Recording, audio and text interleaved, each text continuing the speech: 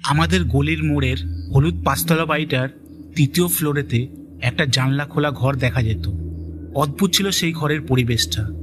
নিচ থেকে দেখা যেত এক নাইট ল্যাম্পের হালকা আলো, আর প্রায়ই রাতে ওখান থেকে ভেসে আসতো হালকা মনোরম সেতারের সুর।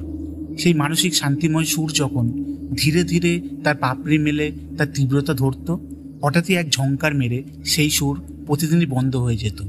একদিন সেই বাড়ির পাশের মাঠে এক মেলার অনুষ্ঠানে পুরো পাঁচতলা বাড়িটা কয়েক সপ্তাহ ধরে স্পটলাইটের আলোতে আলোকিত হয়ে উঠেছিল। মেলা শেষ হয়ে গেল, কিন্তু তারপর থেকে আর শোনা গেল না সেই সুর। পরে কানাঘুষা শোনা গেল যে ওই ঘরের মালিকের 2 বছর আগেই মৃত্যু হয়েছিল নাকি সেতার বাজাতে বাজাতে। উঁচু ঝংকারে বাজানো সেতারের তার ছিঁড়ে গিয়ে কেটে গিয়েছিল তার গলাটা।